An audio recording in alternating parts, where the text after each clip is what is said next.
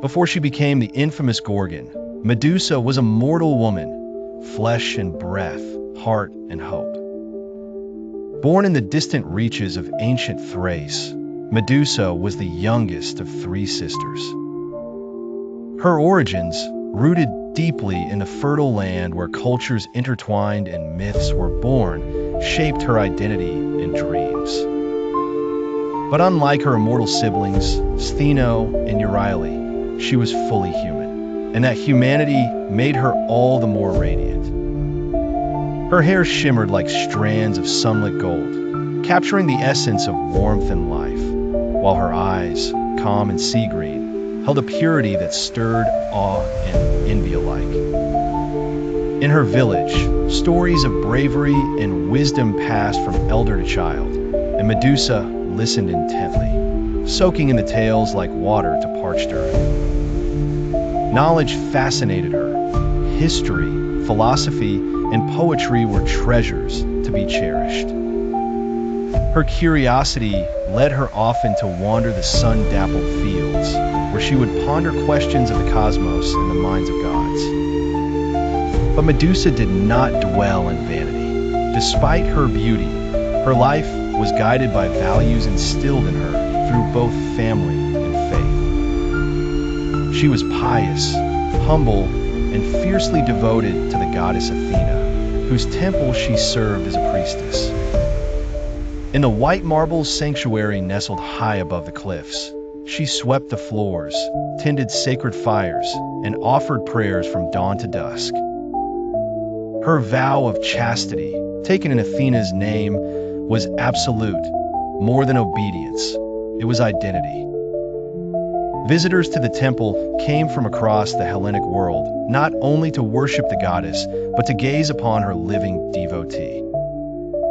Poets wrote of her as the muse in marble halls, their verses flowing like music on the wind. Kings whispered offers of wealth and marriage, presenting gifts that sparkled and promises that seemed as grand as the heavens.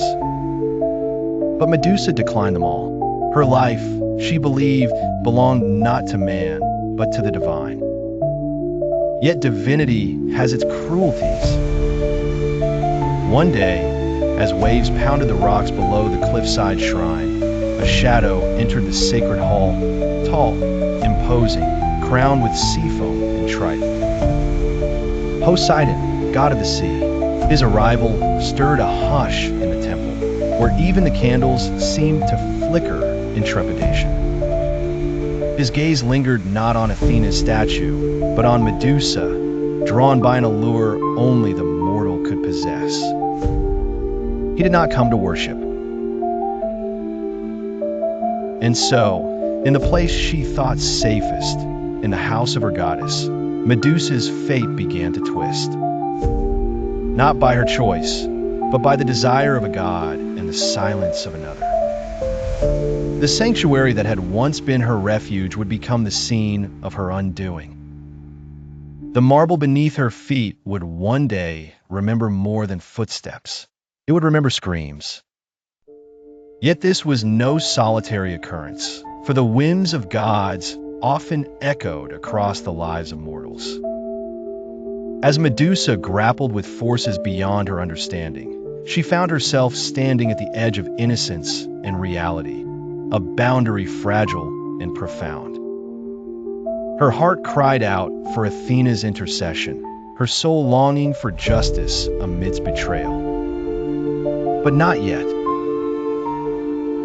This is only the beginning. The invocation of destiny's harshest path had begun, unwinding threads of fate that would transform beauty into horror, humanity into legend. And Medusa, unknowing yet unbroken, would soon step forward into the shadowy dawn of her eternal story.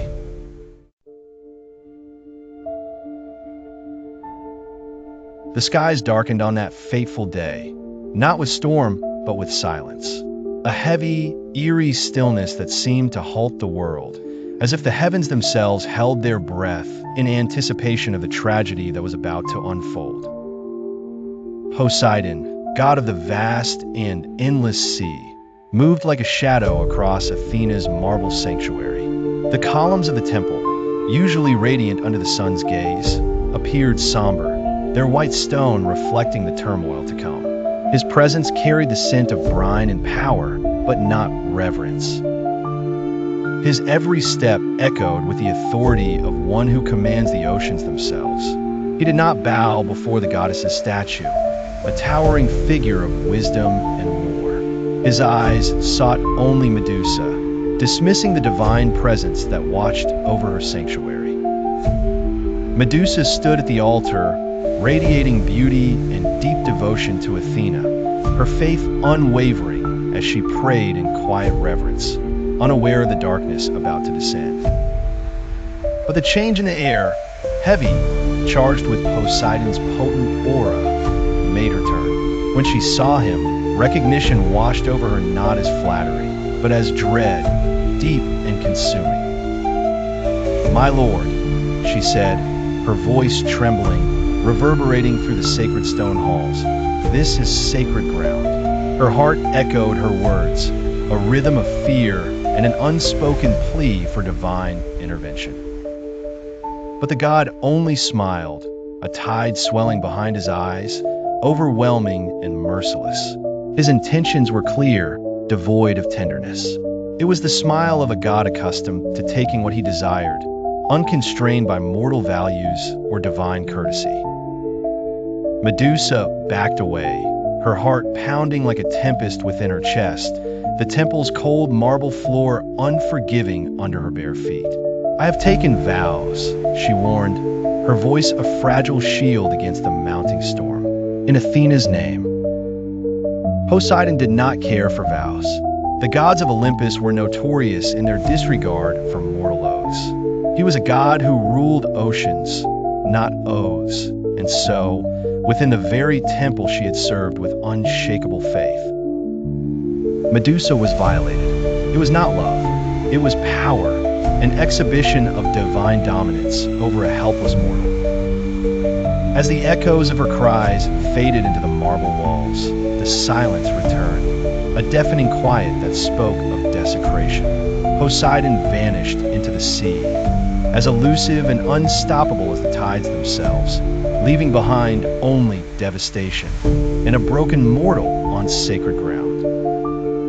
But the true cruelty was yet to come. When Athena returned to her temple, the air shifted once more, laden now with judgment rather than sanctity. She did not rage against Poseidon. She did not protect her loyal priestess. Instead, her divine gaze, cool as the moon and twice as distant, fell coldly upon Medusa. "You have defiled my sanctuary," the goddess declared, her voice resonating with an authority that brooked no opposition. Medusa, tear-streaked and trembling, her spirit battered past breaking, cried, "It was not I who broke your law." Her voice, though filled with the truth, was but a whisper against the titanic judgment of a god. But Athena was unmoved, her countenance a mask of indifference. Whether it was pride or wrath, vengeance or punishment meant for another, the goddess transformed the victim into a warning. As Medusa screamed once more, the anguished cry torn from her very soul, her beauty twisted into terror. Her golden hair, once a cascade of sunlit tresses, writhed and split into venomous serpents. Her eyes, once gentle and green, turned deadly, cursed to turn any who met them into stone, a fate as final as it was unjust. No trial, no justice, only transformation. Her sisters, immortal and enraged, tried to shield her with their fierce love. But they too were changed. Stheno and Yoeli, always protectors, became beasts of fawn and shriek, their anguish sealed in monstrous forms. Banished to a cursed island far beyond mortal reach, the Gorgons vanished into shadow, their cries swallowed by the silent, uncaring sea. But the world would not forget. Whispers of Medusa's gaze would slither through time, her story twisted, her suffering erased, until only the monster remained in memory. Children would tremble at tales of her petrifying stare, missing the tragedy buried beneath those scales and serpents. Yet she was never a monster. She was made one.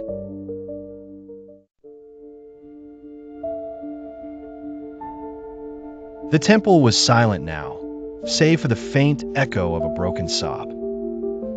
Medusa knelt in the sacred chamber, her once radiant form now cloaked in shame. The marble floor, once a place of sanctuary, had become a prison. Her hands trembled, not with fear, but with something deeper, betrayal. Not of a man, but of the divine. She had called upon Athena, cried out as the god of the sea claimed her. But no answer came. No shield was raised in her defense, and now the cold presence of the goddess filled the room like a coming storm. Athena appeared, not as the protector Medusa once worshipped, but as a force of unyielding wrath. Her eyes, once revered for their wisdom, now burned with divine judgment. "You defiled my temple." The goddess's voice echoed like thunder. Medusa's voice cracked. "I did not choose, he forced." But Athena's gaze was not softened by pleas. The gods did not see mortals as victims. They saw symbols, order, chaos. Medusa had become disorder, impurity, a blemish on divine pride. And for that, there could be no mercy. A light like molten silver engulfed her. Her screams turned to hisses. Her flowing hair writhed and twisted, becoming a nest of serpents. Her eyes, once soft and human, were cursed with a power that turned flesh to stone. No longer would she walk among mortals. No longer would her beauty inspire. She had become a warning. Banished to the edges of the known world, to a desolate, forgotten land, Medusa's name was scrubbed from temples, her prayers unanswered, her image twisted into that of a monster. But deep within, a spark of her former self still smoldered, not of vengeance, but of sorrow. And so, the girl who once lit candles beneath Athena's gaze was no more. In her place stood a creature of myth and fear. But not evil, no. Only exiled, transformed, misunderstood. As the wind howled across the cliffs where she now dwelled, her heart whispered one final question to the gods. If I was not protected, why must I be punished?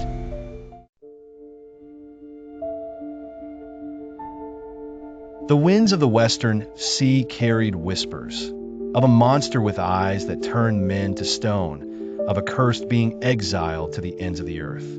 But they did not tell the whole story. They never did. In the realm where day never quite rose and night never fully fell, Medusa lived in solitude. Time blurred. The serpents upon her head, once foreign, now moved with her thoughts. They hissed in her defense, sensing every tremble in the ground. She no longer wept. Her tears had dried into stone long ago. Then came the hero. Perseus, son of Zeus, armed not only with sword and shield, but with divine favor. Athena guided his hand, not out of vengeance, but of necessity, she claimed. A king demanded proof of valor, ahead of a monster, the Gorgons, Medusas. He crept into her realm with stealth and silence. In his hand, a polished shield that shimmered like still water. He would not meet her gaze. He would not give her the chance to speak. She heard his steps. And in a moment of piercing stillness, Medusa stood, not as a beast, but as a woman once more. Worn by time, hardened by pain, radiant in tragedy. Her eyes, unseen, held not hatred but a quiet resignation. Perhaps, in another world, she would have begged. Perhaps she might have fought. But but she simply whispered, "Let it end." The blade struck clean. No scream, no struggle. And just like that, her life ended, but her story began. Perseus carried her head in triumph, using it to turn enemies into stone. Cities praised him, kings rewarded him. The curse that once exiled Medusa became a weapon. Even in death, she served others.